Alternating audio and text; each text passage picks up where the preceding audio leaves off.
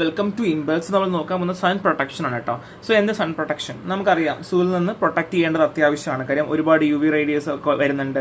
അത് മാത്രമല്ല സൺബേണിന് പ്രിവെന്റ് ചെയ്യേണ്ട ആവശ്യമുണ്ട്. പിന്നെ അത് മാത്രമല്ല സൂര്യന്റെ വെളിച്ചം കാരണം നമുക്ക് ഏജിങ് പ്രോസസ് ഉണ്ടാവാനുള്ള ചാൻസ് ഉണ്ട്, സ്കിൻ ക്യാൻസർ ഉണ്ടാവാനുള്ള ചാൻസ് ഉണ്ട്. അപ്പോൾ ഇതൊക്കെ നമുക്ക് ഒഴിവാക്കേണ്ടത് വളരെ അത്യാവശ്യം തന്നെയാണ്. അതിനുവേണ്ടി നമ്മൾ സൺ ബ്ലോക്കോ അല്ലെങ്കിൽ സൺ ക്രീമോ ഉപയോഗിക്കാറുണ്ട്. അതായത് ഫോട്ടോ പ്രൊട്ടക്റ്റീവ് ട്രോപ്പിക്കൽ പ്രൊഡക്റ്റ് എന്നാണ് നമ്മൾ പറയേണ്ടാവുക. സോ കോമൺ ആയിട്ട് ഉപയോഗിക്കുന്ന സൺസ്ക്രീൻ ഏജൻസിൽ വരുന്നതാണ് പാര അമിനോ ബെൻസോയിക് ആസിഡ് ആണ്. ഇതിന്റെ UVB റേഞ്ച് പറഞ്ഞ് 280 മുതൽ 320 nm വരെയാണ്. അത് മോസ്റ്റ് എഫക്റ്റീവ് കോൺസെൻട്രേഷൻ 5% ആയിരിക്കും ഇൻ 70% എത്തനോൾ.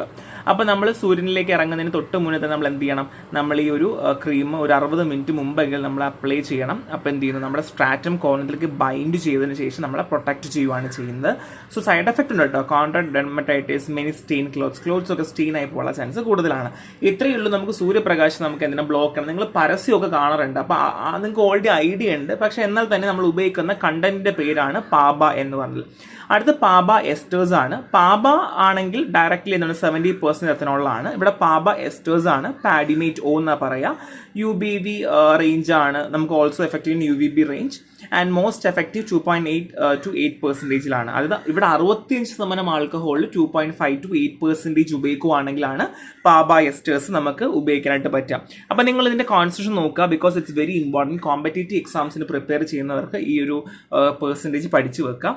സോ ഈ പാബേനെ വെച്ച് നോക്കുന്നേക്കാൾ ഒരുപാട് അഡ്വാൻറ്റേജ് ഉണ്ട്. കാരണം വെച്ചാൽ ലെസ് സ്റ്റെയിനിങ് ആണ്, പക്ഷെ കുറച്ച് ലെസ് എഫക്റ്റീവ് ആണ്. പാബയുടെ അത്ര എഫക്റ്റീവ് അല്ലെങ്കിലും കുറച്ച് ലെസ് എഫക്റ്റീവ് ആണ്. അടുത്ത ഓക്സി ബെൻസോൺ അല്ലെങ്കിൽ ബെൻസോഫിനോൺസ് ആണ്. ബെൻസോഫിനോൺസിന്റെ അണ്ടറിൽ വരുന്നതാണ് എക്സാമ്പിൾ കേട്ടോ. സോ UVB എന്ന് പറയുന്നത് 280 മുതൽ 400 nm ആണ് കേട്ടോ. So can be combine with PABA esters for border coverage. നമുക്ക് പാബയുമായിട്ട് നമുക്ക് എന്ത് ചെയ്യാൻ പറ്റും, കമ്പൈൻ ചെയ്ത് കൊടുക്കാനായിട്ട് പറ്റും എന്നുള്ളതാണ്.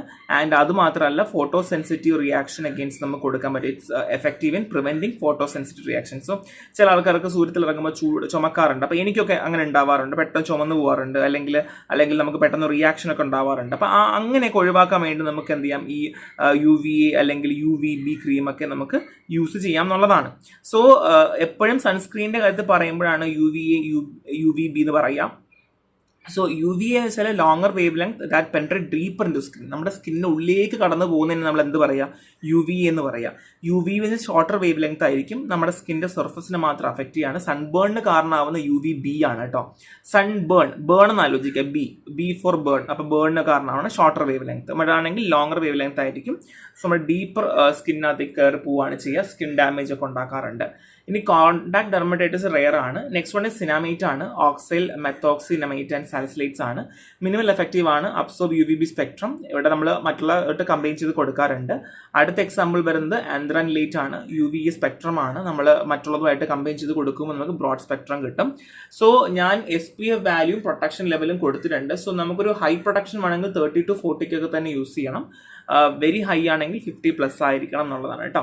ആൻഡ് SPF എന്ന് വെച്ചാൽ സൺ പ്രൊട്ടക്ഷൻ ഫാക്ടർ എന്ന് പറയുന്നത്. Sun protection factor FDA define ചെയ്യുന്ന സൺ ക്രീം എഫക്റ്റീവ്നെസ്സിനെ ഡിസ്ക്രൈബ് ചെയ്യുന്നത്. ഇപ്പം ഒരു സൺസ്ക്രീൻ എത്രത്തോളം എഫക്റ്റീവ് ആണെന്ന് പറയണമെങ്കിൽ അതിന് എത്രത്തോളം പ്രൊട്ടക്ഷൻ ലെവൽ ഉണ്ടെന്ന് പറയണം. ഇപ്പോൾ 6 to 10 ആണെങ്കിൽ ലോ, ആൻഡ് 50 to 25 ആണെങ്കിൽ മീഡിയം, 30 to 40 ആണെങ്കിൽ ഹൈ, ആൻഡ് 50+ ആണെങ്കിൽ വെരി ഹൈ.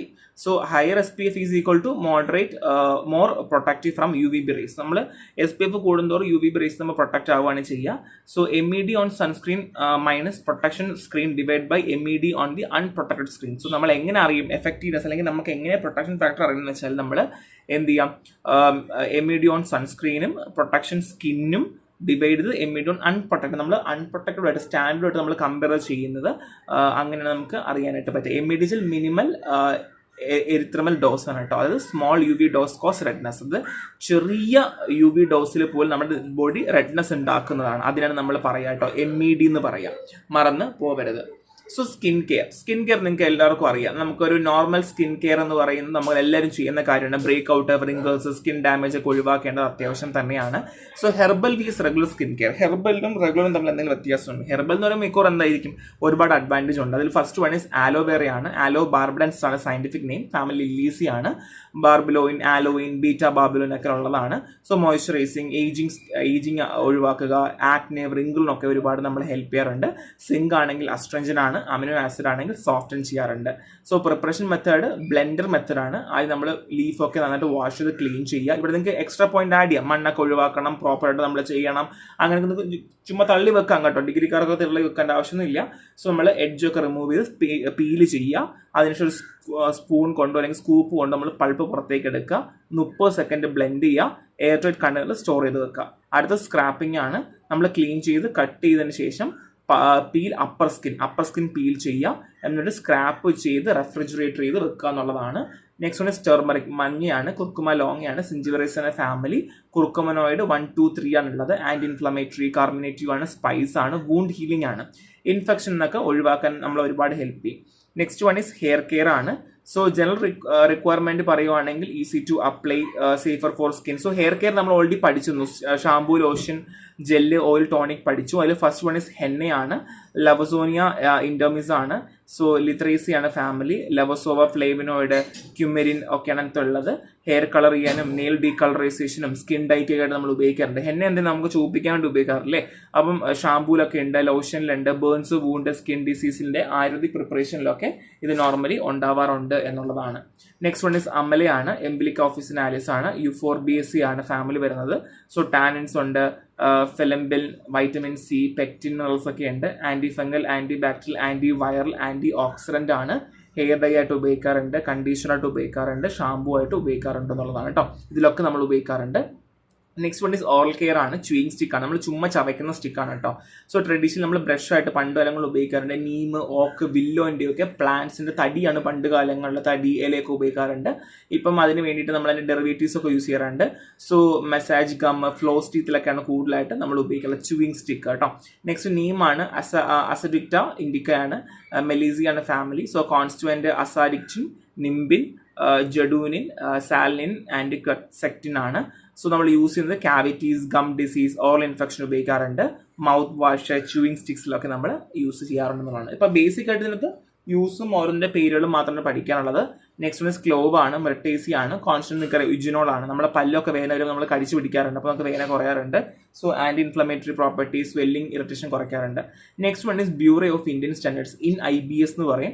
സോ ജസ്റ്റ് നമുക്ക് ഓവർവ്യൂ മാത്രം നോക്കാനുള്ളൂ. So national standard body of India under minister of consumer affairs ആണ്. സോ BIS ആക്ട് 1986 നമ്മൾ കൊണ്ടുവരുന്നത്.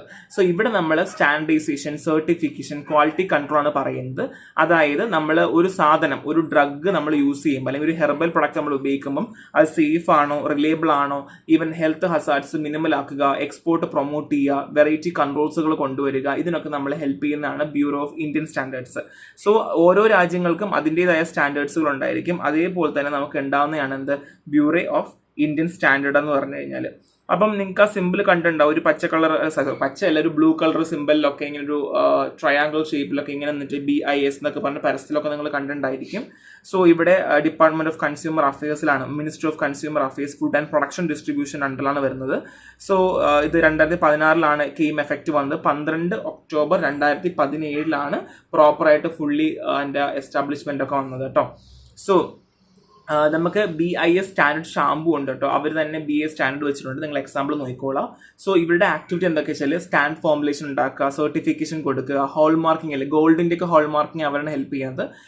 QMS, EMS, HACCP അത് മാനേജ്മെന്റ് സിസ്റ്റത്തിനൊക്കെ അവർ ബേസിക്കലി ഹെൽപ്പ് ചെയ്യാറുണ്ട്. Lab service, international collaboration, training and consumer affairs. ഇത് ഈ നമ്മുടെ ഒരു ഭക്ഷ്യ പൊതുവിതരണ മന്ത്രാലയം, അതായത് ബേസിക്കായിട്ട് ഒരു കൺസ്യൂമറിന് ആവശ്യമായിട്ടുള്ള എല്ലാ കാര്യങ്ങൾക്കുള്ള സ്റ്റാൻഡേർഡ്സ് ആണ് അവർ ഹെൽപ്പ് ചെയ്യുന്നത്.